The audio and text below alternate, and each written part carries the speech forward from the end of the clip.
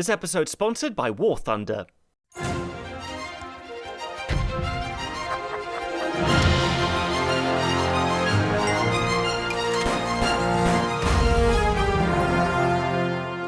Hello and welcome history buffs, my name is Nick Hodges and today we'll be tackling one of my most requested reviews of all time, HBO's Second World War miniseries, The Pacific.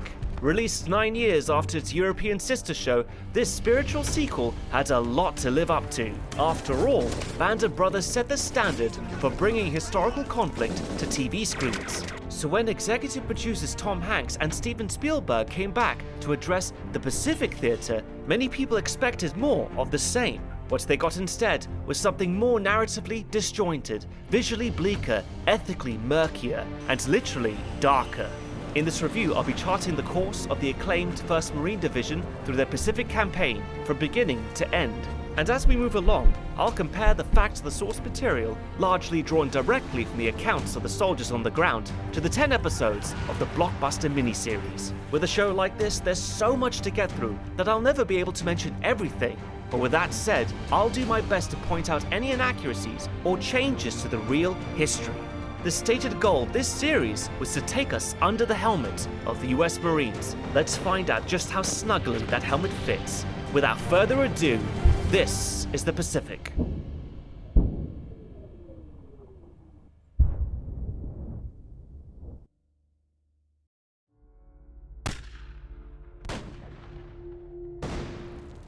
So the most obvious change from Band of Brothers to the Pacific is the shift from following a single company to an entire division as seen through the eyes of 3 Marines. And when you consider that there are 4 companies in a battalion, 4 battalions in a regiment, and 4 regiments in the 1st Marine Division, that's quite a big difference. But why fix what isn't broken?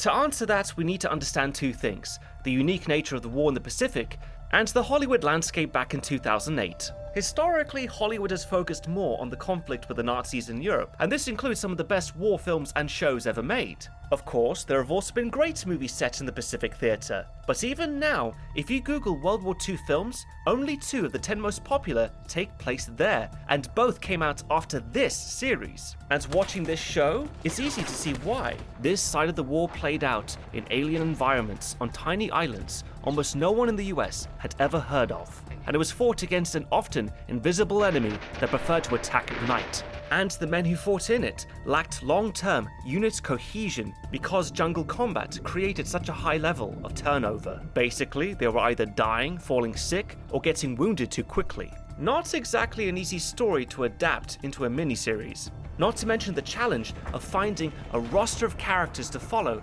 that really made it through the Pacific campaign from beginning to end. There are other differences too that add to the challenge. Obviously, no one would deny the depths of horrors faced on the European battlefields, but as Tom Hanks himself puts it, war in the Asia-Pacific had a different DNA. At least a third, and possibly closer to half of the deaths in the Second World War, happened there. In Europe, just over 1 non-combatant died for every 1 military death. In the Asia-Pacific, that number jumped between 3 and 5. Add to that Japan's fanaticism to their warrior code of Bushido, which outlawed surrender, and you have what amounts to a primal battle for survival. Indeed, it was extremely rare to take a Japanese soldier, sailor, or airman alive. Between 1937 and 1945, there wasn't a single organized surrender of any Japanese unit. That meant unwinnable encounters often turned into suicidal bloodbaths. Under these circumstances, the ferocity that some Americans became capable of is understandable, but that doesn't necessarily make it any more palatable to audiences. Needless to say,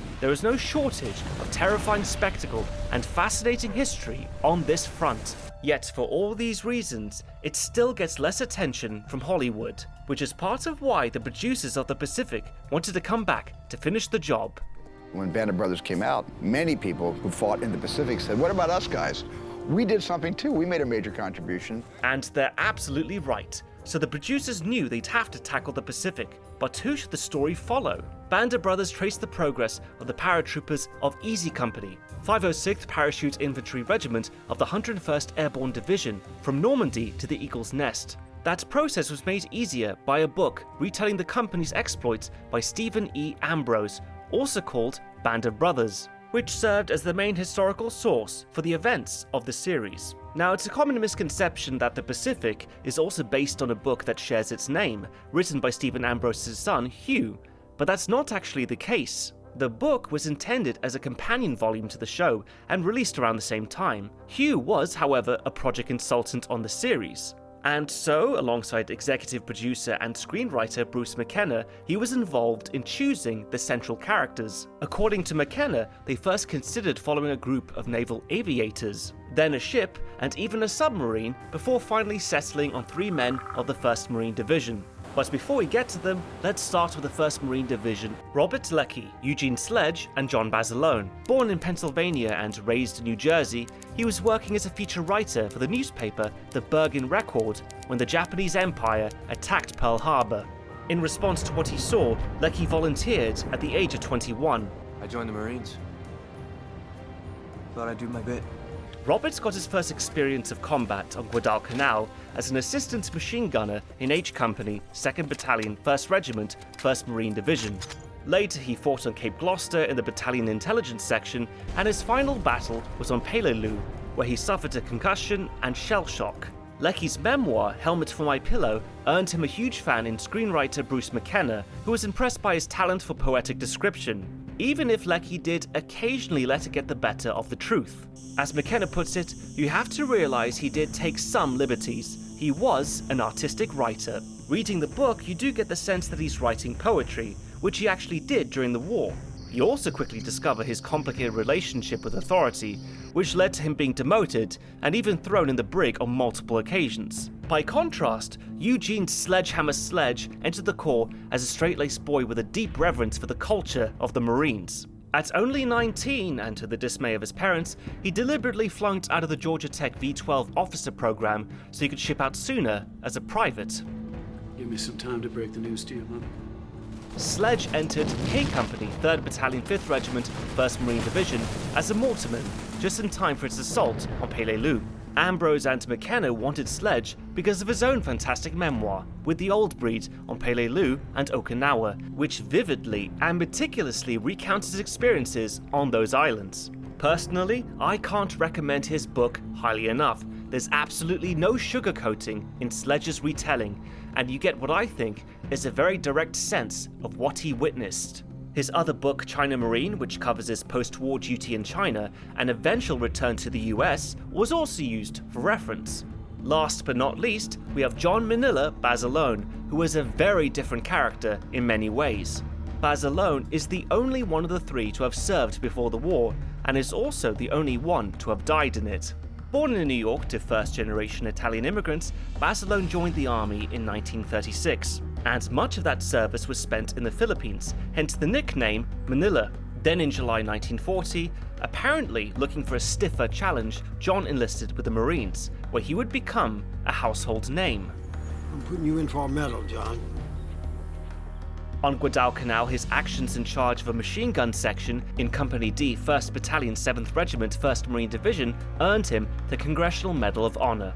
The fame led to John being called up for a war bond drive back in the US. Unsatisfied with the idea of a cushy retirement, he volunteered to return to combat on Iwo Jima, where he was ultimately killed on February 19, 1945. Since Basilone never wrote a memoir of his own, sources for his story included Iwo Jima Red Blood, Black Sand by machine gunner Chuck Tatum, who served under John and witnessed his death, as well as interviews with his surviving friends and wife, Lena. A major challenge for the show was to weave these men's stories together in a satisfying way. While they all served in the 1st Marine Division, there's no record of them ever meeting, and to be honest, that's not surprising. Easy Company had 140 men and 7 officers, whereas the 1st Marine Division had a nominal strength of 16,000. Sledge, Leckie and Basilone were split across 3 regiments, each averaging 4,000 men, namely the 1st, 5th and 7th Infantry Regiments. Now, as audiences, we often expect the central characters of our stories to interact, so you might think that a serious leap would be needed to make for a satisfying narrative. So did Ambrose and McKenna. That is, until they interviewed Sidney Phillips, a childhood friend of Sledge's, who also served in the 1st Marine Division. Seeing Sid go off to war had helped fuel Sledge's desperation to get involved as soon as possible. As it turned out, Sid was also in Lecky's company on Guadalcanal, so he was the perfect candidate to pass the torch. That said, there's no evidence that Sledge and Lecky ever met in the way that they do in the series. Sid was my best customer. When you're finished, please return it to the Pacific Library of Congress. But McKenna argues anyone who wanted a book would go and see Robert Lecky, and Sledge was a reader, so this isn't outside the realm of possibility. As historical inaccuracies go, this one is forgivable, if a little bit of a stretch. Similarly dubious is the first scene of the series, which has Robert Lecky meeting his future wife, Vera Keller, outside St. Mary's Church. This is definitely in character for Lecky as an Irish Catholic, who would later write 2 books on Catholicism. But it seems unlikely for Vera, who's quoted as saying, "I'm Presbyterian, so why would I be going to a Catholic church?" This might seem like a small thing, but the series uses the promise he gives to write to Vera as a way to justify his narration at various points. Dear Vera, it seems a lifetime since we met outside St. Mary's. Dear Vera, it's raining. Dear Vera. Dear Vera. However, as the real Vera herself said, he never wrote to me. We didn't have that kind of relationship, not until after the war. There's also a bit of creative license taken with Eugene Sledge's entry into the conflict. In the series, it's clear that his mother and father don't want him to go. His mother is worried because she already has one son in the line of fire, while his father, a prominent doctor, worries about what it'll do to him mentally. The worst thing about treating those combat boys from the Great War wasn't that they had had their flesh torn. It was that they had had their souls torn out. Luckily for them, Eugene can't go anyway because of a heart murmur. This is presented as the reason why he doesn't leave with Sid in the first episode. Then in episode 2, the murmur goes away and Dr. Sledge finally gives his blessing. Now, although Eugene did have health problems, these weren't really the cause of the delay. As Sledge describes in his book, his parents didn't want him to be, quote, cannon fodder as an enlisted man. They wanted him to finish college and then seek an officer's commission in a technical branch of the army. Eugene managed to negotiate a compromise, the new V-12 officer training program at Georgia Tech. By 1942, the Navy was struggling to produce enough officers, and the lowering of the draft age threatened to send promising candidates into the forces as enlisted men. V-12 offered a solution by exempting would-be officers from the draft in exchange for their commitment to finish college and enter the Navy. By the time the program was ended, it had produced 60,000 Navy and Marine Corps officers. Eugene Sledge wasn't one of them. He started there July 1943 but didn't stay long. He found his classes frustrating in the context of the war and worried that it would all be over before he got there. At the end of his first semester, he deliberately flunked out so he could enter the Corps as an enlisted man. He would later see this as naive, but Sledge wasn't alone in his worries about missing the action. When the fighting began on Guadalcanal in August 1942, John Basilone was stationed with the 7th Marines on Samoa. They had been sent there to repel an expected Japanese assault that never materialized. The men of the regiment were itching to get involved. They'd soon get their wish. Japanese are in the process of taking half of the world, and they mean to keep it, with death from the air, land, and sea. Here is what the Japs are not expecting. The United States Marine Corps. Speaking of intense military strategy, let me take a moment to tell you about today's sponsor, War Thunder. If you're a fan of immersive historical combat, War Thunder is one of the most comprehensive vehicle combat games ever made, and it's available for free on PC, PlayStation, and Xbox. In War Thunder, you can take command of over 2,500 vehicles from 10 major nations. Whether you want to fly a fighter jet or command a main battle tank, War Thunder puts you right at the helm of the most powerful war machines in history, with detailed vehicles, stunning graphics, and authentic sound effects that bring the battlefield to life. With over 70 million players worldwide, War Thunder offers epic PvP battles that will test your strategy and skill. One of my favorite features is the incredibly realistic damage system. Every vehicle is modeled down to its individual components, so when you take a hit, you'll see in X-ray view exactly how the damage affects your engine, fuel tanks, weapons, and crew. And no matter how you prefer to play, War Thunder has a mode for you. Whether you want fast-paced action in arcade mode, a balance of realism and fun in realistic mode, or the ultimate challenge in simulator mode, you'll find the experience that fits your style. And you don't even need extra hardware. War Thunder's engine is optimized to run smoothly, even on lower-end PCs. So if you're ready to jump into the action, click the link in the pinned comment or video description to sign up and start playing War Thunder for free today.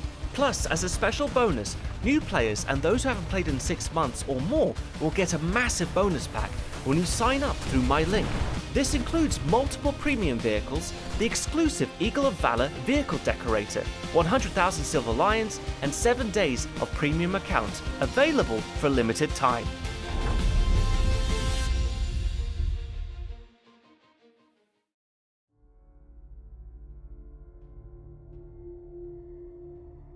The first 2 episodes of The Pacific focus on the fight for Guadalcanal, part of the Solomon Islands chain in the South Pacific. And if there was one word to describe the preparations for that offensive, it would be chaotic. The 1st Division under Major General Alexander Van der Grift was filled with Pearl Harbor enlistees, many of them teenagers in serious need of further training. But Admiral Ernest King, commander of the US fleet and the architect of the campaign, had promised Van der Grift 6 months to provide the necessary instruction. So, all okay then? Actually, no. Events moved too quickly, and Van der Grift was instead forced to prepare for the first American offensive of the war within 3 weeks of arriving in New Zealand. All this should indicate just how pressing the need for this assault really was. Midway may have halted the Japanese offensive in the Central Pacific, but Emperor Hirohito's forces were still very much on the attack in the south. Even more worrying, by the spring of 1942, the Axis powers were in a position to pull off what could have been the decisive maneuver of the war. The fear was that if the Japanese Navy could advance across the Indian Ocean, meeting a land thrust by Germany down through the Middle East, the situation for the Allies would be catastrophic. The move could cut off their last link to China, probably taking it out of action. Not only that, but it also had the potential to deal serious damage to British participation by collapsing its positions in India and the Middle East. And, as if that wasn't enough, it would also have blocked the main route for material from the West to the Soviet Union, weakening their defense against the Nazis. King was determined to prevent this outcome and not to give Japan time to fortify its defensive perimeter. He knew that if the US could mount an early offensive in the Pacific without undermining the Europe First strategy, it would make the job of defeating the Japanese much less costly in the long run. And given how bloody it would turn out to be regardless, this seems to have been a wise call. It also had the added benefit of taking pressure off the USSR by distracting the Japanese from a potential attack against the Soviets.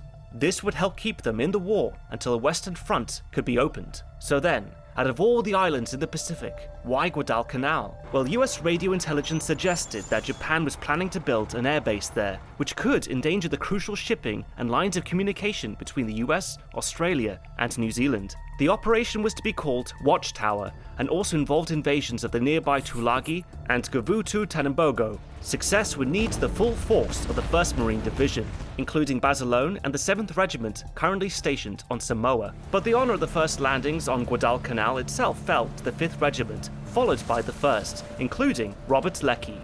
And how it went down is captured brilliantly in the show because it plays on the audience's expectations of films like Saving Private Ryan. It's really built up the tension of the landing, so anyone who doesn't know the details will be expecting it to be a bloody mess on the beach, but just like in real life, the landing is unopposed. What took you so long? Welcome to Guadalcanal. Lucky Leckie was living up to his nickname. Despite all the chaos around the planning of the invasion and the general lack of experience of the Marines, the weather was on their side. Thick cloud cover had hidden their task force from Japanese spy planes. So the landings on the 7th of August scored a complete strategic and tactical surprise. Also, because construction was ongoing on the airbase and the Japanese had not expected an offensive until 1943, most of the garrison on the island were Korean laborers. They understandably fled their preliminary naval bombardments, leaving the US Marines to land 11,000 troops with little resistance. By the following day, US troops occupied the unfinished airfield. That was their primary objective. Sadly, this luck wouldn't last. A task force of Japanese cruisers and a destroyer from the 8th Fleet raced to Savo, an island off the northwestern coast of Guadalcanal. There, on the 8th of August, 1942, it dealt the US Navy its worst ever defeat at sea. 1 Australian and 3 American cruisers were sunk, while the Japanese took almost no damage in return. Rear Admiral Richmond Kelly Turner was forced to withdraw his transports and their escorts. Bon voyage. Yeah, well, she went down with half the battalion's ammo, most of our grub and medical supplies, and all our asswipe. Let's dig in, Marines! Only half of their supplies had been unloaded, and some Marines hadn't disembarked. Those that made it to the island were left isolated and faced desperate shortages. Meanwhile, Japanese ships and planes were free to bombard the trapped leathernecks at will. Around this time, an H Company patrol came across Marines whose bodies had been mutilated and desecrated by the Japanese. Now, it might seem like the show's vilifying the enemy for the sake of drama, and Lecky doesn't mention it in his book, but this depiction was an accurate feature of the war with Japan. Sledge later recounted finding Marines who'd had their genitals cut off and forced into their mouths. Now, that's not to say that Americans were above mistreatment of enemy corpses. For example, in episode 2, we see a Japanese skull being used to make a warning sign, a practice which definitely did happen, as shown in this photo. But as Sledge remembers, I never saw a Marine commit the kind of barbaric mutilation the Japanese committed if they had access to our dead. And as we'll see later, he wasn't one to pull punches when describing instances of American brutality. For now, it's Lecky's show, and despite the deprivations, the Leathernecks endured. They even completed the airfield, naming it Henderson Field after Major Lofton Henderson, a dive bomber pilot killed at Midway. The first US planes to be permanently stationed there landed on August 20th, 1942, giving a big boost to morale. However, that same day, the Japanese began landing ground forces to retake the airfield. First to arrive was a reinforced battalion under Colonel Keanu Ichiki. Bad intel had Ichiki believing the total US troop strength on the island was as low as 2,000, so he must have felt that mopping them up would be short work for his 900 seasoned soldiers. After all, these Americans were new to war, whereas the Japanese had been fighting for 5 years and considered themselves to be a supreme warrior race. Now, was this assumption arrogant? Absolutely. But it's easy to forget that at this point, the record of the Axis forces was a near unbroken series of victories. The Allies needed a win, if only to prove to themselves that they could hack it against these supposed super soldiers. And they got one.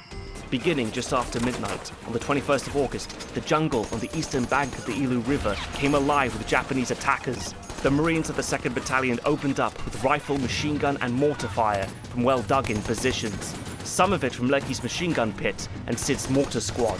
Although, as the assistant, Lecky wasn't the one firing. Luckily, the Marines had been warned of an imminent attack in the area by a heroic islander that had been left for dead by the Japanese. So when the ambush began, the 2nd Battalion opened up with machine gun and mortar fire from well-dug-in positions. Relying on swords and bayonets, wave upon wave of charging enemies fell in the hail of gunfire.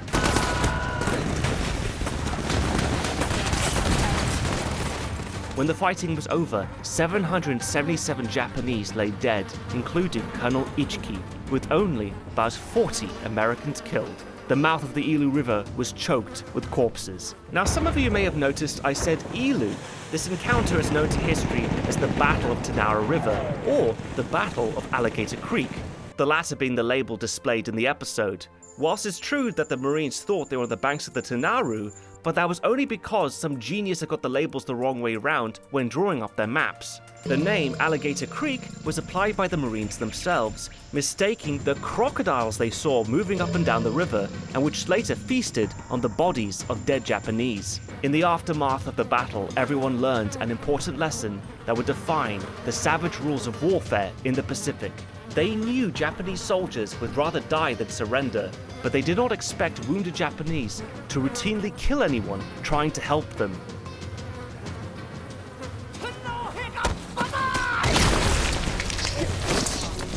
The Marines quickly adopted a merciless approach to survive by shooting or bayoneting every enemy casualty.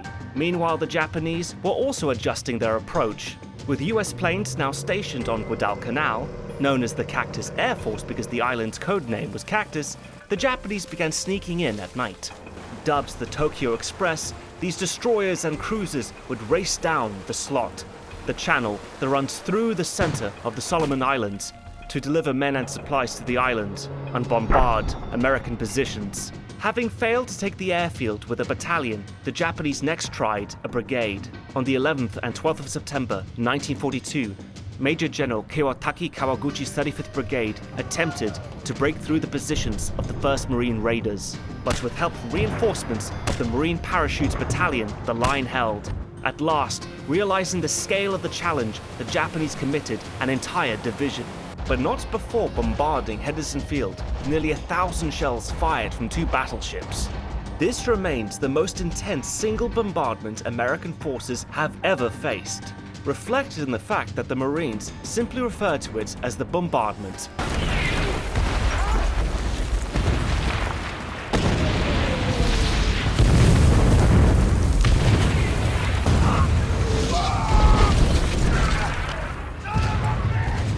The bombardments left American air power on the island so weak that the Japanese were able to land troops from a 5-ship convoy in broad daylight. Together, these 2 events gave US officials the jitters, and so they started to prepare the public for defeat on Guadalcanal. The New York Times basically published a eulogy for the troops stationed there, saying, "Guadalcanal, the name will not die out of the memories of this generation. It will endure in honor." But apparently no one informed John Basilone and the men of the 1st Battalion 7th Marines that they were already dead. Their leader, Chesty Puller, was a veteran of the Banana Wars and would go on to become the most decorated Marine in the Corps' history. At only 75% of their authorized strength, his battalion was tasked with holding a sector south of the airfield, usually defended by 2 full-strength battalions. Among them, Sergeant John Basilone commanded 2 machine gun sections, which he'd ordered dug in 40 yards apart. At around 10 p.m. on the 24th of October, 1942, the phone rang. I got the whole fucking army headed your way. Events that followed were the subject of John's Medal of Honor citation. It reads, "In a fierce frontal attack with the Japanese blasting its guns with grenades and mortar fire, one of Sergeant Basilone's sections, with its gun crews, was put out of action, leaving only 2 men able to carry on. Moving an extra gun into position, he placed it in action.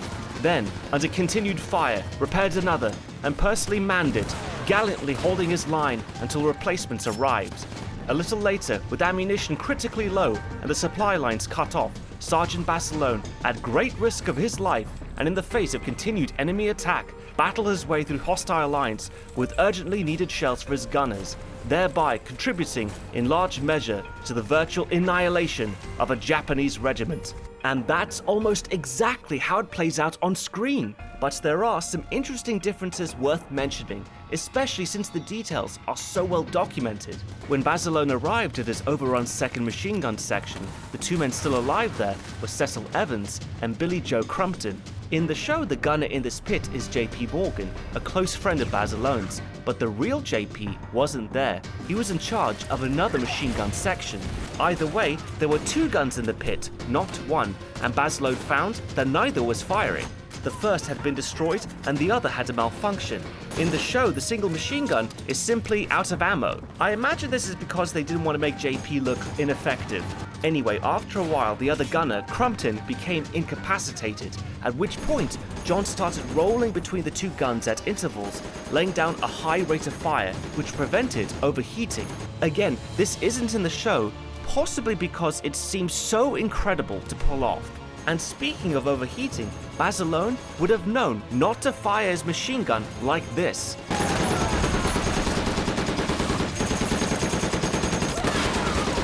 Holding down the trigger was a surefire way to burn out the barrel, which would then need to be replaced. Part of what's so impressive is that Basilone was able to stick to the controlled bursts needed to keep both guns in action for the rest of the night. At times, John was forced to switch to his pistol to deal with an enemy soldier who had closed the distance. When ammo ran low, he raced through enemy territory to get more.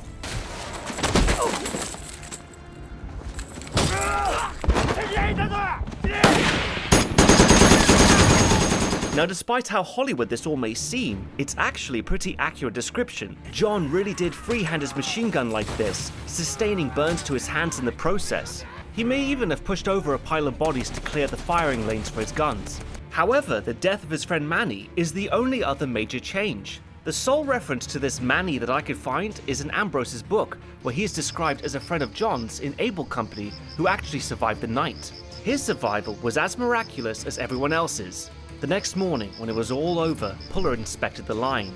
He reported that, and I quote, "There are nearly 1,000 Japs, dead Japs out in front, and several hundred also dead between our lines and the wires."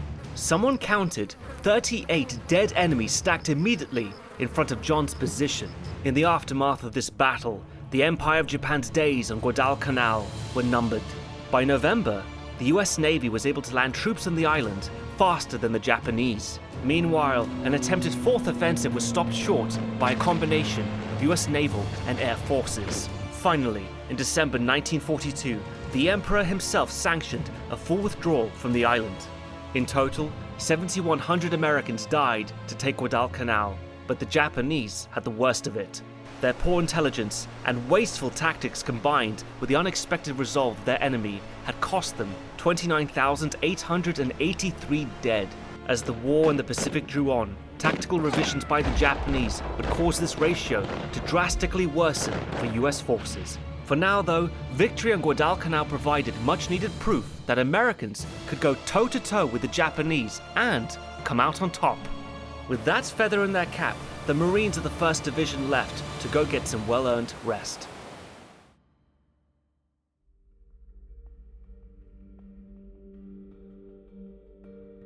The Marines began arriving in Melbourne on the 12th of January 1943, where they were met with huge affection from the public, who saw them as the saviours of Australia.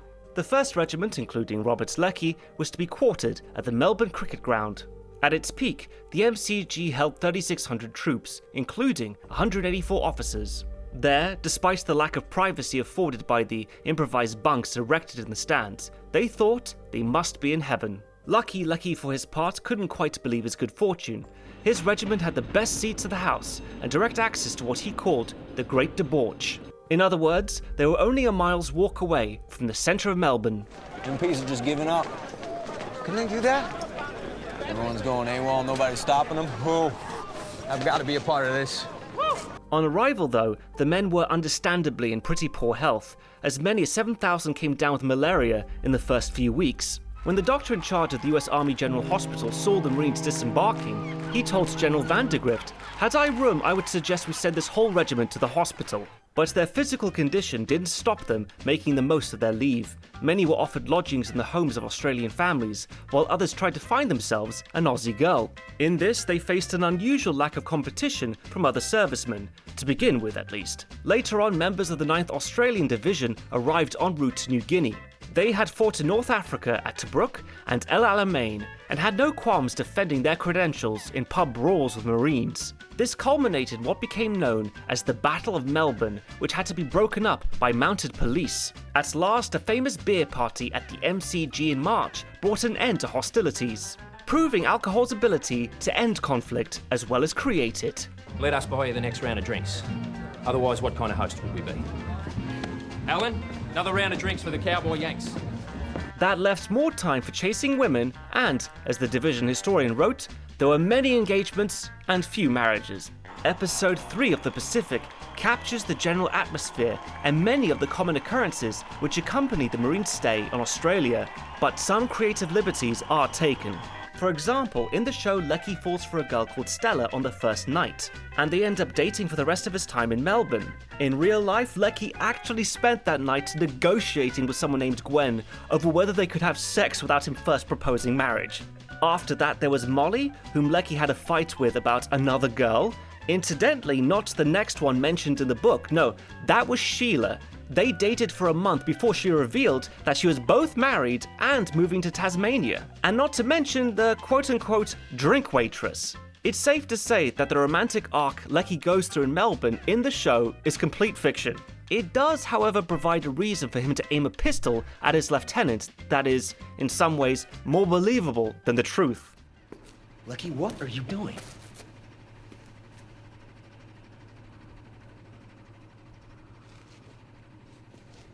Manning this fucking post, Lieutenant. Are you out of your I'm mind? the fucking guy on guard, You dude. pull a fucking sidearm asshole. on an officer? Lieutenant, I went for a quick piss. Lucky was just covering. Fucking prick! Stand at attention. Fuck you! I said stand at attention! I said fuck you! In the episode, it's implied that he's depressed after being dumped by Stella. You're dumping me because you think I'm gonna get killed? Bob, if you don't come back to us, I don't just lose you. Mama does too. I can't do that to her, and I won't let you. Really though, Lucky was just blind drunk and angry about a box of cigars the lieutenant had taken from him. Either way, Lucky's demotion and time in the brig is real. Unlike Sid's Melbourne romantic interest, Gwen. Sid actually spent his time with a 16-year-old Shirley Osborne, whose older sister was paired up with his friend Deacon. According to Sid, they never slept together, but grew very close. That may not be a consequential change in the story of the Pacific, but it was very consequential in the real Sid's life. Although he later went on to marry a girl from his hometown and Shirley an Australian Spitfire pilot, the two stayed in touch and their children eventually married. That fact alone shows how close some of the relationships formed by the Marines in Melbourne turned out to be.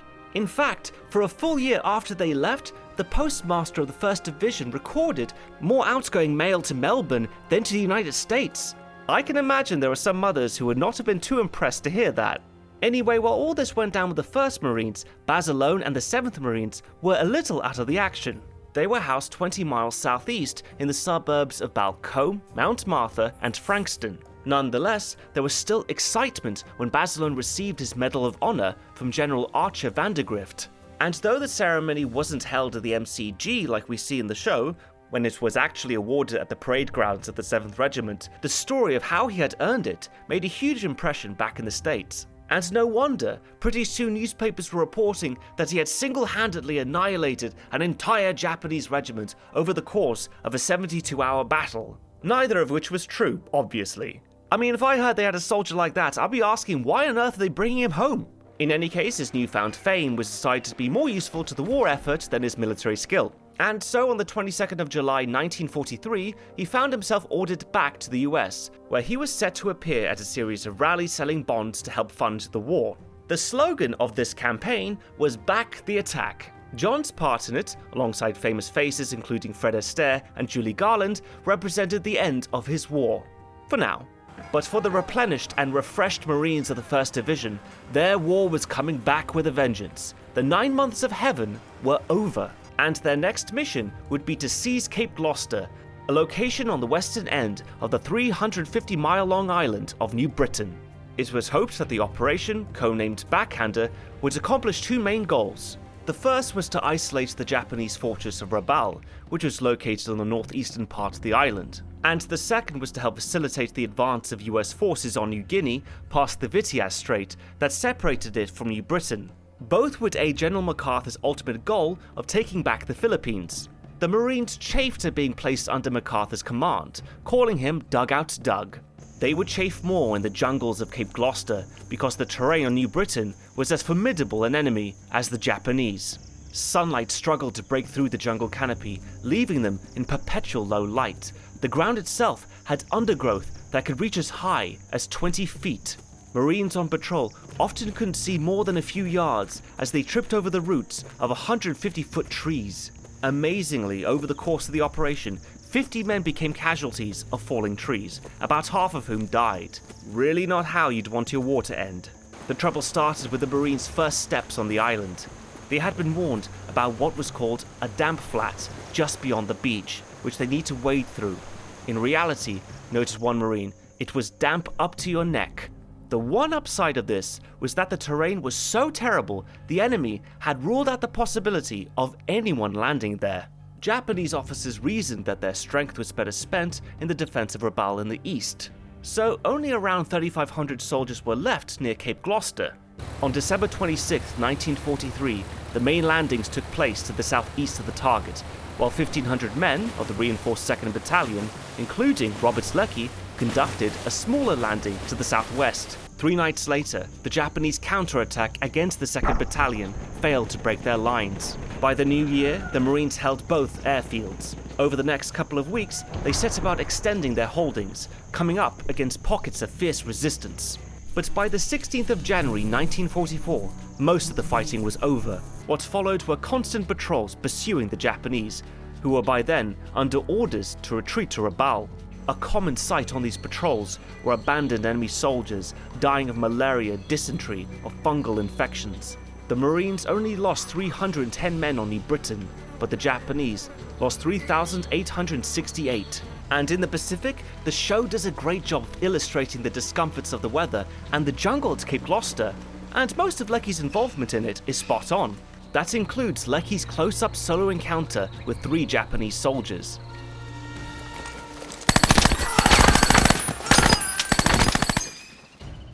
Also straight from Lecky's memoir is his discovery of a Japanese chest, which was later confiscated by his lieutenant. This is a dangerous place. Any number of accidents could befall someone like Lieutenant Larkin. Lecky really did loudly fantasize about killing him, much to the lieutenant's displeasure. But perhaps most disturbingly accurate are the actions of a young Marine Lecky calls the Kid.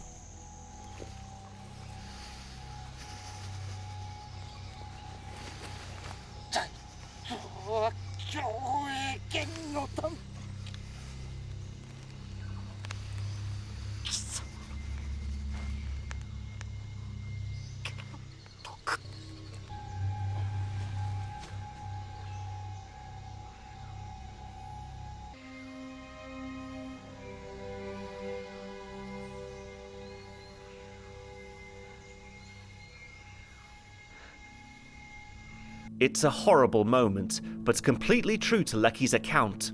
Finally, the side of a character named Lebec, though fictional, reflects the reality of exceptionally low morale on the island of New Britain.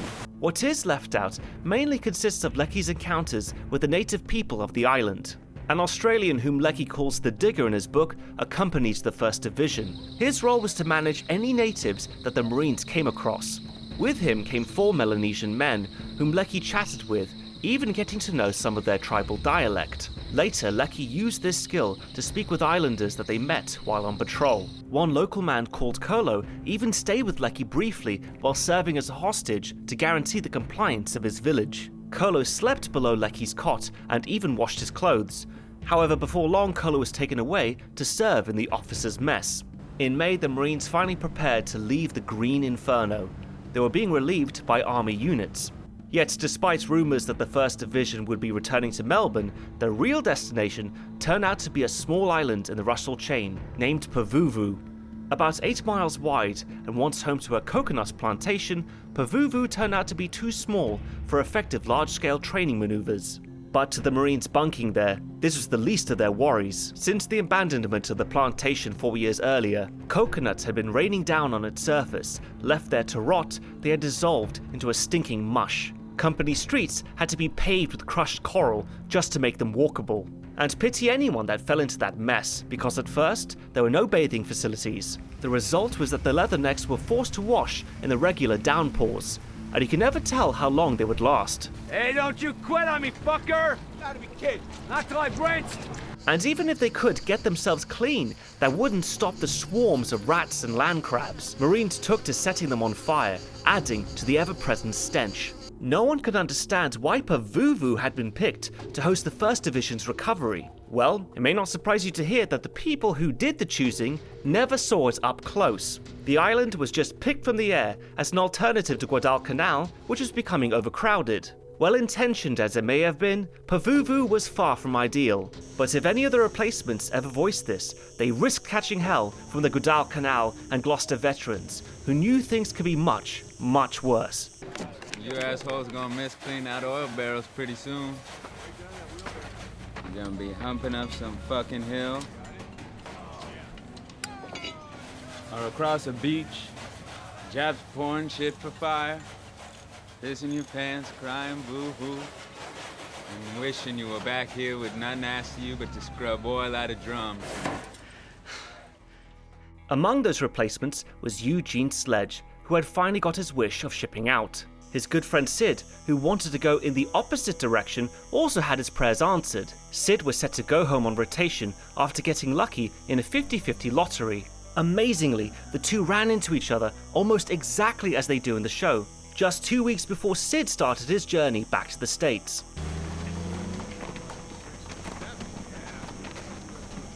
I don't believe it.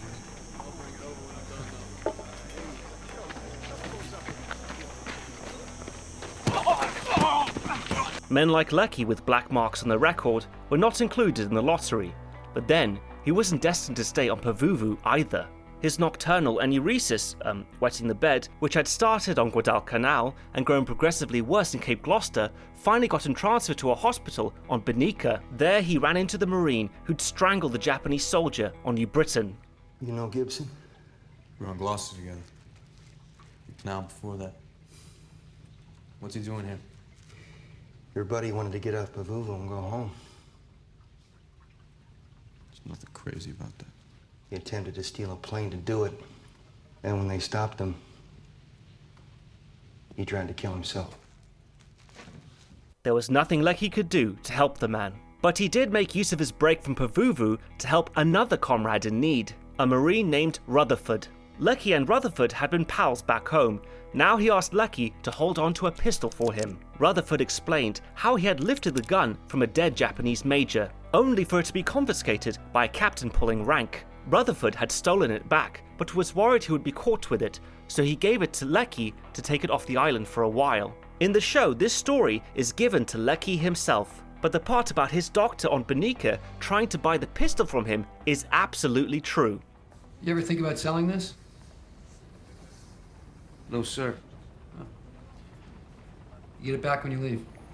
Unfortunately, there was no actual cure for his enuresis, and Lecky soon grew resentful of the comfort at the hospital. Before long, he was back on Pavuvu with some extra rest and some new books to show for it. Speaking of books, this is where Lecky and Sledge meet in the show, though, as I said earlier, this probably never happened. Their meeting does do one important thing though. It sets up the device for Sledge taking over narration, his Bible.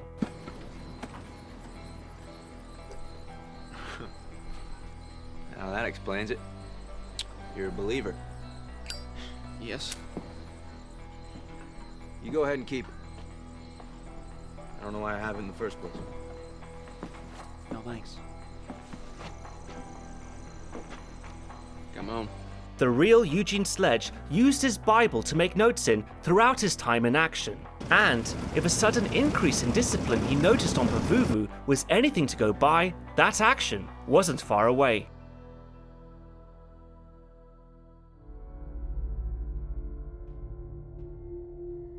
The National Museum of the Marine Corps describes Peleliu as the bitterest battle of the war for the Marines. And yet, prior to Sledge's memoir and its recreation across 3 episodes of The Pacific, it was also one of the least well known. A wider view gives some clues as to why. Having secured New Guinea, as well as islands in the Marshalls and Marianas, General MacArthur and Admiral Nimitz set their sights on the Philippines and the Palau Islands. The Japanese had used the Palaus throughout the war to protect their oil tankers coming from the Dutch East Indies. Among them, the tiny island of Peleliu held the largest bomber strip in the Japanese-controlled Pacific. US military planners wanted to end the threat posed by these bombers to an invasion of the Philippines. However, many people now believe that taking Peleliu was unnecessary. Shortly before the attack, high-level planners found that Japanese air power in the Philippines was weaker than previously thought, and it's possible the airfield could have been neutralized through airstrikes instead. After all, larger strongholds had been successfully bypassed at places like Rabaul. Admiral William Halsey even suggested that the attack be called off, but he was told that it was too late to cancel the operation. Meanwhile, Japanese planners saw the attack coming. They deployed the 4th Infantry Regiment, one of the oldest in the army, commanded by Colonel Kunio Nakagawa, to defend the island. Unfortunately for the 1st Marine Division, Nakagawa was an acute defensive warrior. He made clever use of mining and tunneling engineers to turn the island into a fortress, complete with winding tunnels and hundreds of mutually defensive strongpoints. US troops wouldn't be able to attack one position without making themselves vulnerable to another. This was a far cry from the now predictable banzai counterattacks, which had failed to break Marine footholds on islands across the Pacific. Such wasteful tactics had been banned, replaced with a prolonged defense designed to cause maximum casualties. Making things worse, US intelligence gathering had missed crucial information about the terrain on Playable. The island's thick vegetation had hidden it from the air. Only when all this was burned away on D-Day did the truth become clear. Playable was an alien landscape of coral spires, canyons, and cliffs that made perfect defensive terrain. You couldn't even dig a foxhole in this stuff. So the attackers found themselves fatally exposed. At 8 a.m. on the 15th of September, 1944, 3 infantry regiments approached the beaches along a 3,000-yard stretch on the southwest of the island. Marines crouched in their LVTs, half boat, half tank. These vessels were designed to roll over shallow coral reefs.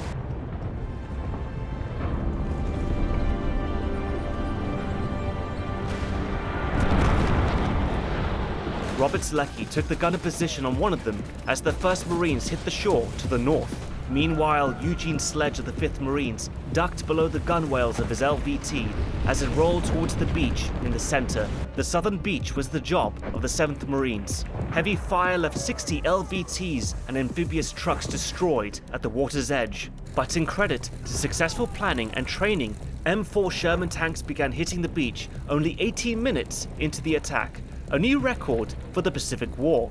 Now, you don't see this in the show, but one of those Sherman tanks almost killed Sledge's entire mortar team when it confused them for enemy troops. Luckily, it was distracted by an enemy field gun long enough for a Marine to crawl up and identify them. However, in this episode, the US tank is replaced by a Japanese one. Fire! Ross, please. Fall back 50, dig in! Let's go! Shit. Get forward! Oh,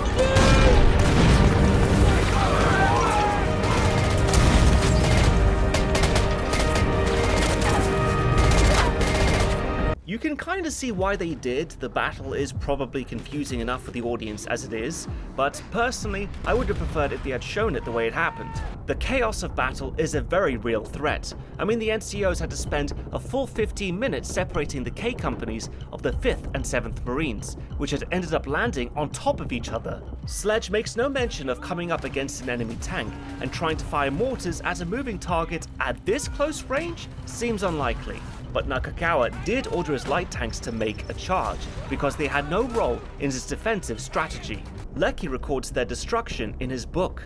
Meanwhile, Sledge witnessed his first field stripping of an enemy corpse, which, as well as useful items, often included the taking of gold teeth and other macabre souvenirs. On D-Day, the Marines landed 10,000 troops. The attack had so far cost them 1,100 casualties, but that number would continue to mount. On the morning of Day 2, the most immediate threat was thirst. Marines near Sledge found a well that was cloudy with coral dust. Pass my helmet!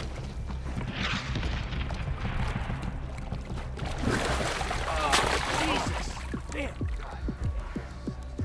Poison. That fucker's poisoned it. The Marines had been warned that water in the island could be tampered with, and those who drank the cloudy liquid definitely regretted it. But I don't think there was direct evidence of poisoning quite like this. I'm not sure if there were goats on Playable, but if there were, please tell me in the comments. Anyway, when fresh water supplies finally arrived, the Marines were disheartened to learn they too were contaminated with oil and almost undrinkable. Corporal Bergen, in charge of the mortar crew, quipped that if he blew on a match, he'd be a flamethrower. Sledge remembered a work detail on Pavuvu where he'd been tasked with cleaning out oil drums, and the method they'd been told to use didn't properly clean them out. Weirdly though, the oil-contaminated water makes no appearance in the show, but the oil drum cleaning does. I wonder if this is like a deleted scene or something, possibly to leave more time for the spectacular crossing of the airfield, which Sledge remembers as his worst combat experience of the war. The Marines had to run across several hundred yards of open field and white coral runway, completely exposed to the enemy's large shells, mortars, and machine guns. Let's go! Let's go!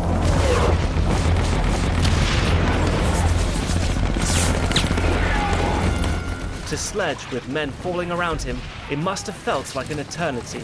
But in real time, the surviving members of K Company made it to the other side quite quickly. They hardly stopped, let alone took the time to fire mortars.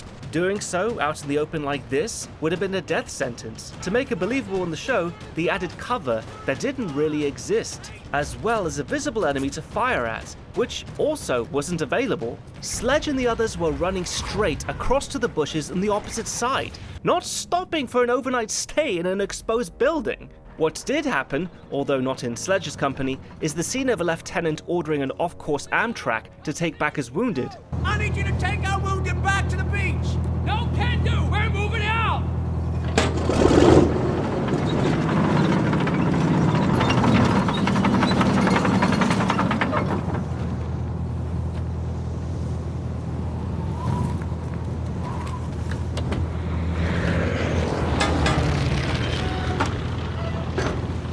Hold here till we load our wounded.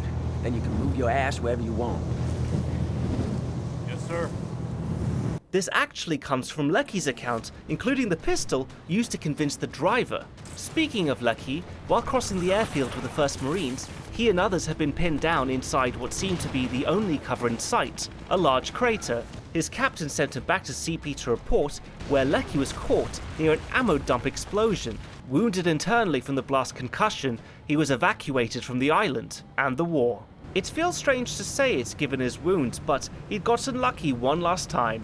For an operation that was supposed to be over in 2 or 3 days, Playable drastically overstayed its welcome. This was largely down to the preparation and tactical skill of Nakagawa and his 4th Regiment. In an area known as the Immerse, Colonel Chesty Puller's 1st Marines took terrible casualties and assaults on entrenched positions. The area became known as Bloody Nose Ridge. In 5 days of fighting there, the 1st Regiment took 144 caves at a cost of 1,700 casualties, one of the worst US regimental losses of the Pacific War. On the 25th of September 1944, 10 days in, they were finally relieved. Private Sledge watched in horror as the remnants of the 1st Marines filed past them to the waiting ships. The 5th Marines would have to take their turn in the Immerse soon enough. But in the meantime, Event and K Company are very faithfully recreated, including one terrible night where an unfortunate Marine has a loud mental break. The guy who's gonna get us all killed, he don't shut up. Hold him down. Hold him. Hit him with something.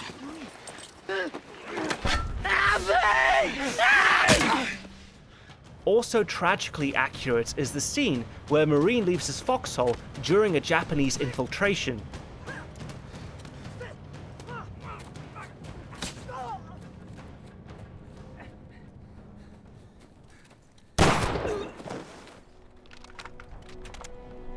How long you people been doing this? You don't get out of your fucking hole at night? Because this is what happens! The only thing I would say is left out is the context for Sledge's run-in with an enemy pillbox.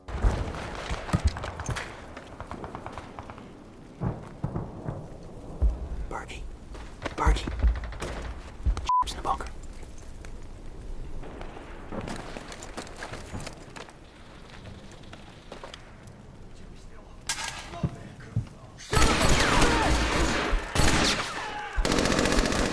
The actual encounter went down almost exactly as depicted, complete with Sledge nearly getting his head removed, as well as scoring his first up-close kill with his rifle. The only major difference is that it didn't happen on Playable. 4 days into the operation, Sledge's 3rd Battalion 5th Marines took a 2-day break from assaulting Playable to execute another amphibious assault on the nearby island of Nersibus. The regiment had been taking fire from the island, and the Japanese had even managed to sneak reinforcements across. So it had to be dealt with.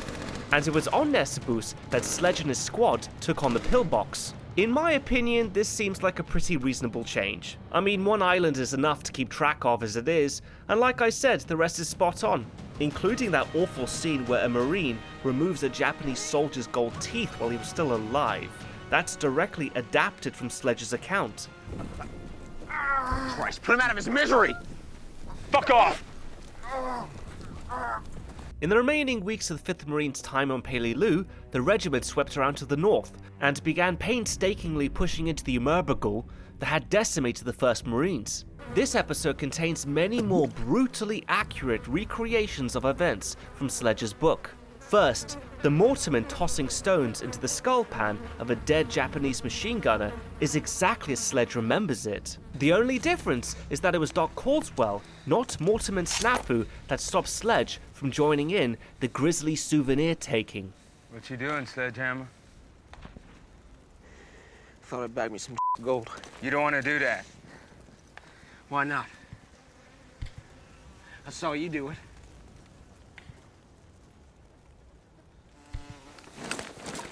Don't. You shouldn't do it.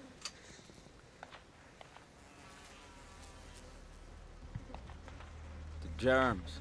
Another is the moment when Sledge's close friend, Jay DeLue, is almost killed by a hidden Japanese soldier while trying to relieve himself.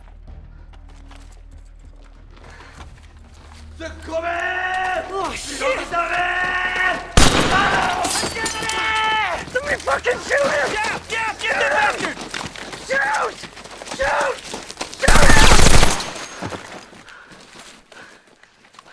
What the fuck is the matter with you? Why'd you take so long to shoot him?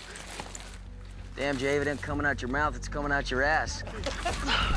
Jay's brothers-in-arms really did leave it until the last possible second to shoot his assailant, but Jay hadn't got quite to the point of dropping his trousers yet. Either way, he needed some new ones afterwards. And then later Sledge endured time as a stretcher bearer, a group who were particularly vulnerable to enemy fire. He did not, however, carry Lieutenant Hillbilly Jones. Hillbilly was killed while standing behind the turret on a tank, directing its shots. The episode depicts this as the moment that breaks Gunnery Sergeant Haney, which is particularly shocking since Haney was as hard as nails.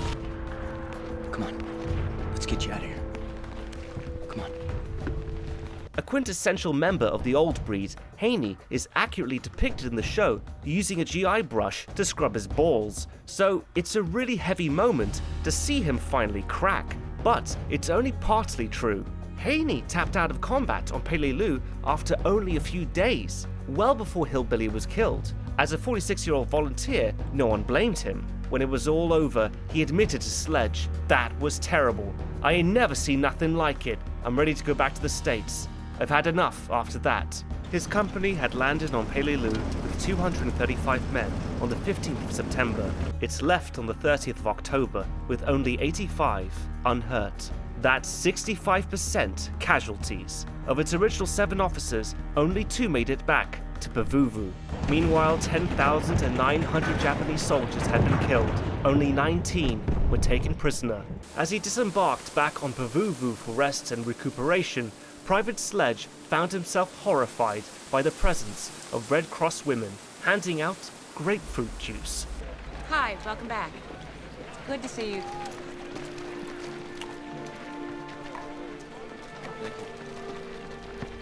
After all he had seen, it just didn't seem right for them to be there. John Basilone, on the other hand, didn't feel right not being there.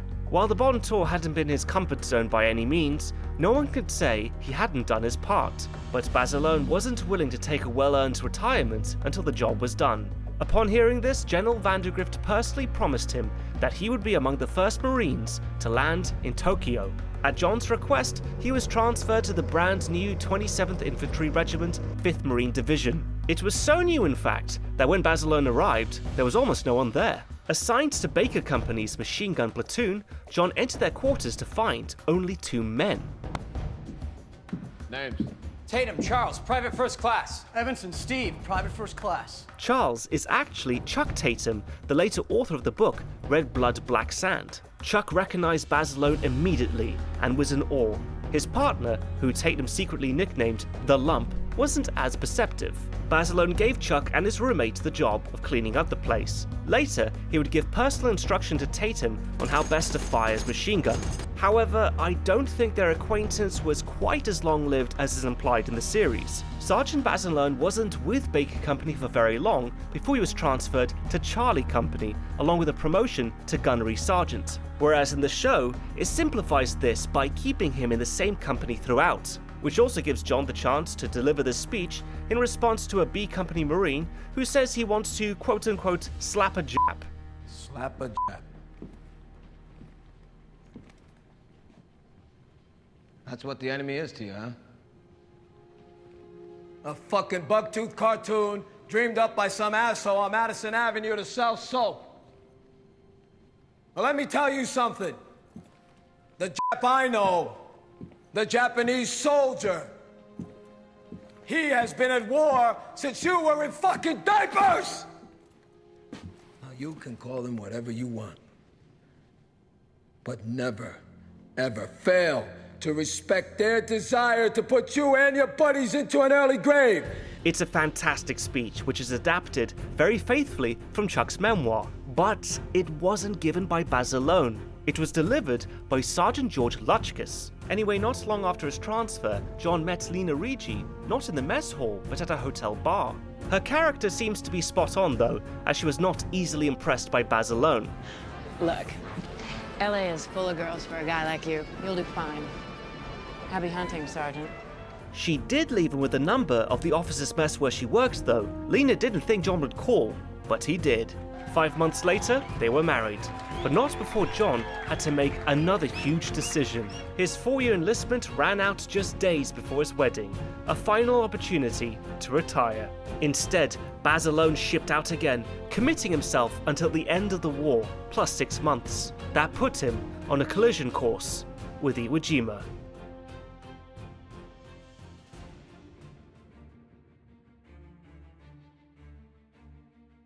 Iwo Jima, with its dormant volcano, was an eerie place, cold, craggy, and barren. Its beaches were covered with volcanic sand and ash. Its interior a tangle of hundreds of caves. Not to mention, it was Japanese territory, just 650 miles from Tokyo. The reason for choosing Iwo Jima was because of its strategic location, halfway between the American B-29 Superfortress bomber bases in the Marianas and the Japanese mainland. Its capture would put US fighters within range to escort these B-29s on bombing runs of Tokyo. Garrisoned by 22,000 men, largely of the 109th Division and 2nd Mixed Brigade, Iwo Jima was defended using tactics designed to drag out the assault and inflict maximum casualties. To achieve this, Lieutenant General Tadamichi Kurobayashi stationed his men in the north of the island, a fact that was missed by US intelligence. That meant the initial bombardment was completely misdirected at the southern beaches. The Pacific throws us in mid-action as the Marines of the 4th and 5th Divisions hit those beaches on the 19th of February, 1945. The plan was for the companies B and C of 1st Battalion, about 500 Marines, to take the southern end of the airfield, Motoyama No. 1, alongside companies of the 2nd Battalion. Baz alone was in the 3rd Infantry Wave, arriving 8 minutes after H-hour. Once again, the over-heroics of John Baz alone are backed up by the historical record. On top of his Medal of Honor, they earned him a posthumous Navy Cross. The citation records his actions, and I quote, "When his company's advance was held up by the concentrated fire of a heavily fortified Japanese blockhouse, Gunnery Sergeant Baz alone boldly defied the smashing bombardment of heavy caliber fire to work his way around the flank and up to a position directly on top of the blockhouse, and then, attacking with grenades and demolitions, single-handedly destroyed the entire hostile strongpoint and its defending garrison. Later in the day, he coolly proceeded to the aid of a friendly tank, which had been trapped in an enemy minefield under intense mortar and artillery barrages, skillfully guiding the heavy vehicle over the hazardous terrain to safety. Despite the overwhelming volume of hostile fire, he pushed forward with dauntless courage and iron determination until, moving upon the edge of the airfield, he fell, instantly killed by a bursting mortar shell. Here the show is actually more accurate than the citation. John did indeed assault the blockhouse, but with some help from his fellow Marines, not least the suppressing fire from Chuck Tatum's machine gun.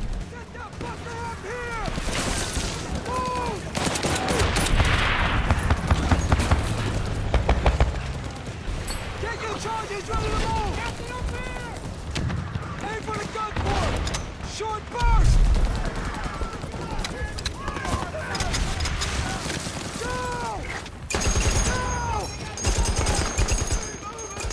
With the blockhouse gunner suppressed, Baz alone sent Peg, a demolitions expert, to throw a satchel of C2 explosives into the aperture.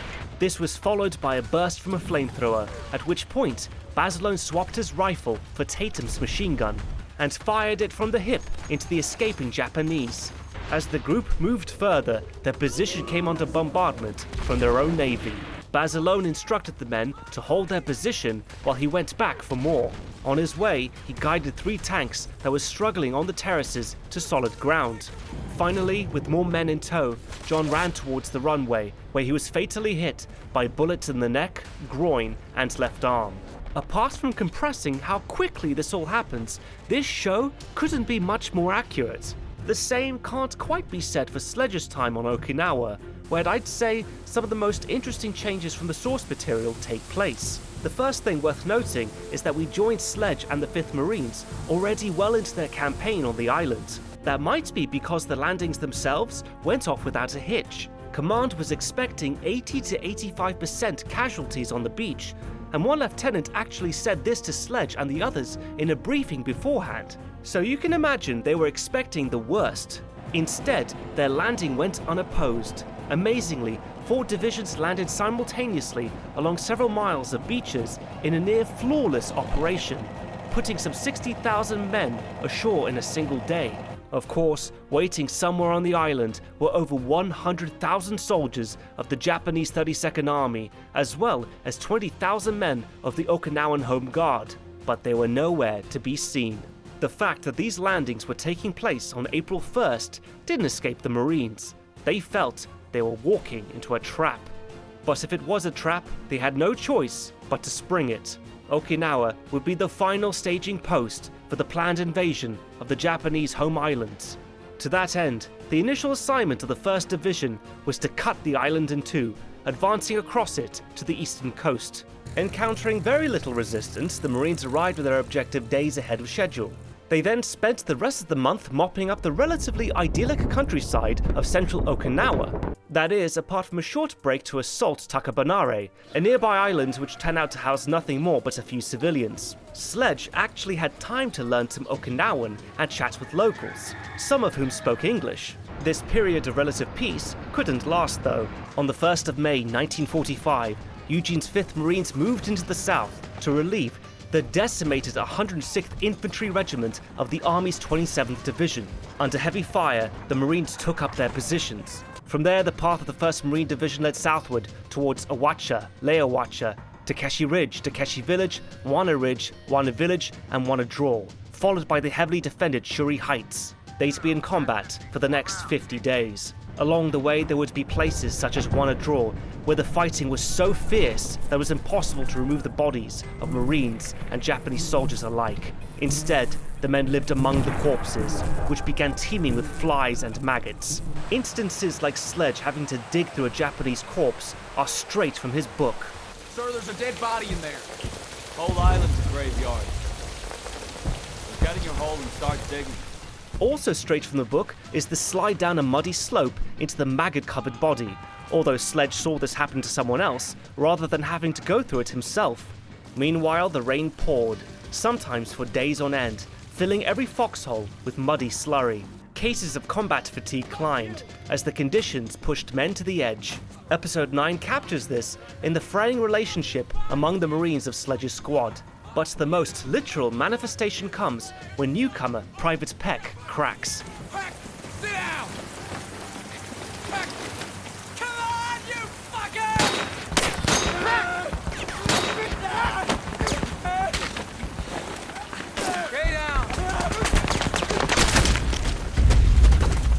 It's definitely a tragic moment, but Peck and the Marine he gets killed are both fictional. That said, I think the event is based on a real moment from Sledge's book. A friend of his who was on Peleliu suddenly took off for the ridge, yelling, "They've killed enough of my buddies, I'm going after him."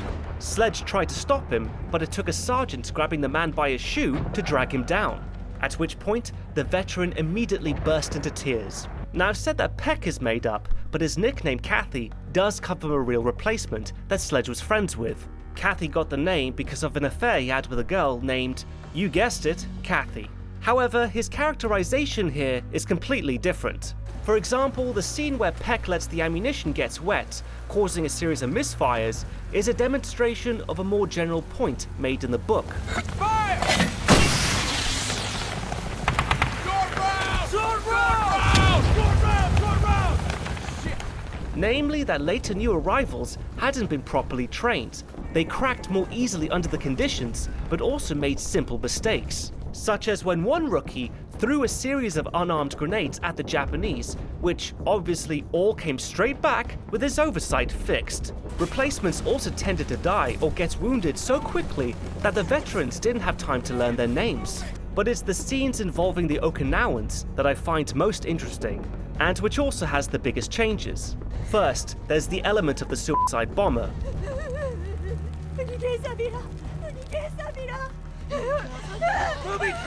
No.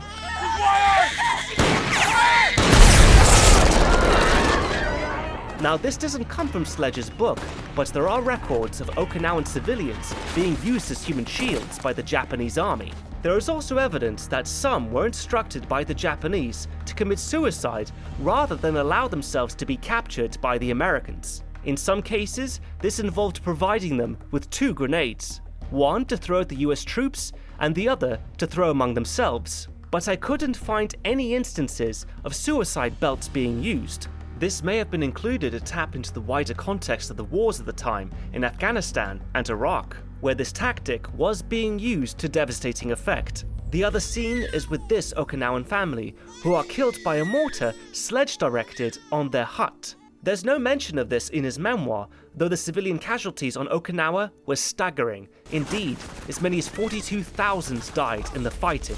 What is mentioned in the book is the moment when Sledge finds an elderly Okinawan woman suffering from a gangrenous wound. She motioned for Sledge to put her out of her misery with his rifle, but Sledge refuses. Instead, she dies from her injuries as he holds her in his arms. It's a harrowing scene, but the truth is even worse. When Sledge found the woman in real life, he refused to shoot, then ran outside to call a medic. As he explained the situation to a corpsman, they heard a single M1 shot ring out. They both turned to the hut to see a Marine walking nonchalantly out of the door. They asked him if he'd seen anyone inside, and he replied, "Just some old woman who wanted me to put her out of her misery, so I obliged her." Sledge and the corpsman blew up at him, but that was all they could do. The woman was dead. They sort of cover this with the moment right after, where a Marine shoots a young, unarmed Japanese soldier. In fact, this situation feels almost designed to make shooting him as indefensible as possible. Yeah, I got him! How's that? Clean shot! Got me a jab!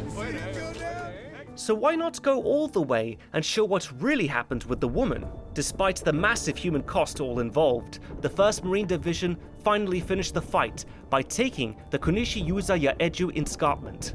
That marks the end of Japanese organized resistance on the island. All in all, the battle for Okinawa cost the Americans 40,000 combat casualties, plus 26,000 non-battle casualties, the latter being mostly combat fatigue cases, or we would now call PTSD.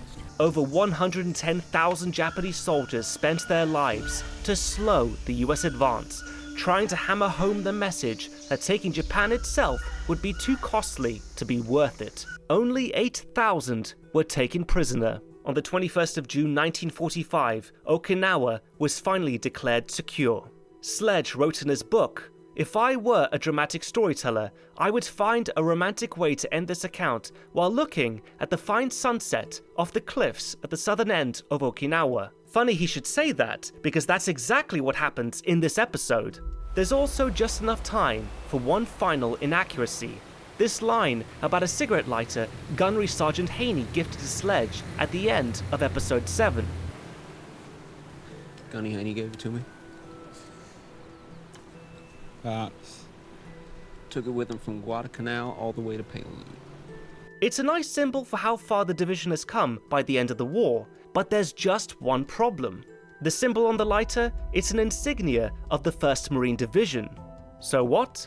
Well, if you look closely, you'll see the word Guadalcanal. That's because it was created in 1943, after the Battle of Guadalcanal, hence the Southern Cross, which was a fixture of the night sky on the island. So either this lighter had the insignia added later, which I suppose is possible, or Haney couldn't have carried it with him the entire time. My guess is they just thought we wouldn't notice. Anyway, while the Marines began cleanup operations on Okinawa, the American leadership couldn't fail to notice the grim mathematical realities. Extrapolating the terrible cost of taking Okinawa, they prepared for the invasion of the Japanese home islands of Kyushu and Honshu. The operation would be called Downfall, and the projected casualties to take Kyushu alone were placed at 268,000 American troops. On top of that, there would inevitably be a huge cost to both the Japanese civilian and military populations, plus whatever it would take to seize Honshu.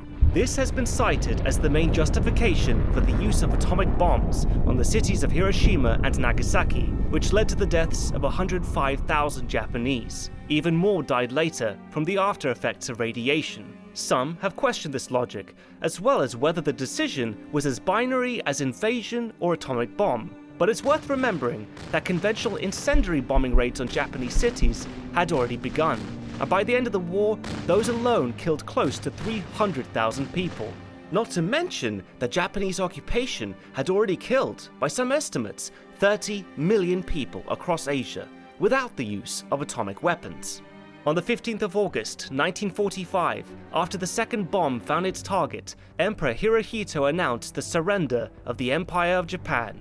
The final episode of The Pacific covers Lecky and Sledge's return home after the war. These homecomings almost seem to be happening at the same time, but really there was quite a long gap. Long enough for the contents of an entire book by Sledge about his time stationed in China. To be fair, it wouldn't really make sense to include all of this, but I'll just say there was a little bit more involved that is implied by this line. Somebody had to stay and clean up after the war?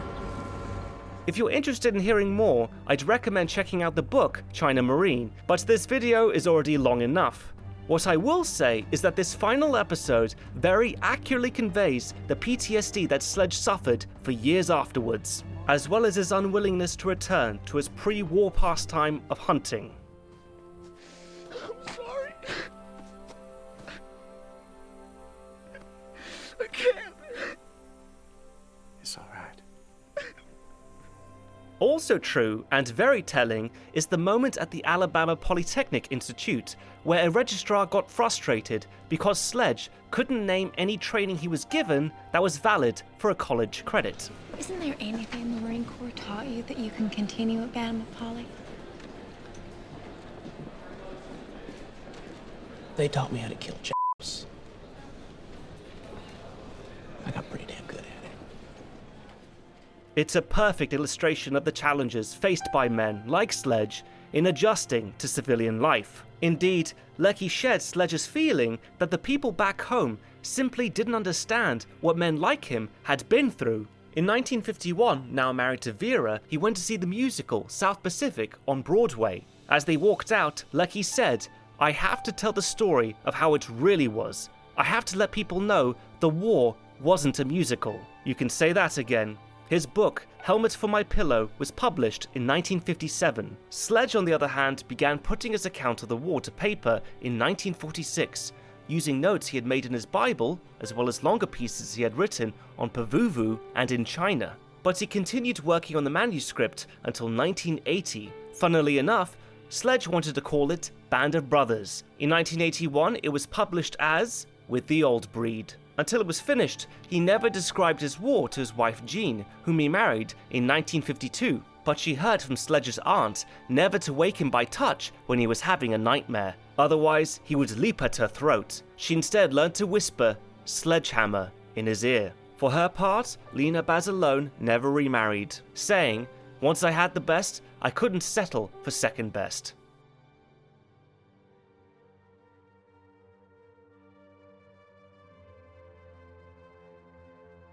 No historical review of the Pacific would be complete without mentioning the costumes, sets, and special effects which, on top of being visually spectacular, are extremely well researched and reproduced. So much was done practically, whether that meant working Amtraks for the assault in Peleliu or $1 million worth of volcanic ash to recreate the battlefield of Iwo Jima. I mean, the amount of time and energy spent just to keep the Okinawa set suitably muddy is amazing. Not to mention the commitment of the actors who spent long periods of time effectively living in it. They would be the first to say, of course, that it was nothing compared with what the Marines had to endure, but it's still a credit to them and reflects the training that they were put through to portray Leathernecks, which included a 9-day stint in boot camp overseen by legendary retired US Marine Corps Captain Dale Dye. According to Dye, you can train actors to walk, talk, maneuver, and handle weapons appropriately, but convincing performances come from the heart and places in the brain that are unreachable without full and complete immersion in the alien experience of intimacy, lack of privacy, total interdependency, deprivation, hardship, and unselfish devotion to a larger ideal. And he's not kidding here, he really meant it. The actors and extras were up at 5, served 2 ration meals a day, completed training in physical and weapons drills, were woken up by enemy ambushes, and even staged a full-scale amphibious assault. The instructors even went as far as to split the extras who would be portraying Japanese from the Americans and put them under an authentically different training regimen. This mock IJA force was trained fully in Japanese under the code of Bushido. At one point, Captain Dye had to rein in their instructor, ex-Marine Brad Harstel, because his recruits were too often and too successfully infiltrating the Marine trainees' lines. They even had better food. I think it's fair to say, in terms of faithfully telling the story of the 1st Marine Division, the Pacific does an amazing job of sticking to the history. Sure, there are characters merged, story simplified, and quite a bit of a romantic license taken, maybe a bit too much, but overall, you really can't fault this series for the authenticity of its narrative. But there are also drawbacks to that approach. As I've said, the war in the Pacific doesn't fit a standard TV series structure. Its geography is confusing, its victories partial, its units disjointed, its tactics barbaric, and its outcome abrupt. And while I do still think it was the right move to make use of the personal accounts of Marines, the churn of secondary characters can make it difficult to follow on a first watch. In particular, the first 4 episodes are at times quite confusing and listless, since there isn't a clear indication of where this is all going or who we should get attached to. To top it off, the main character gets replaced halfway through.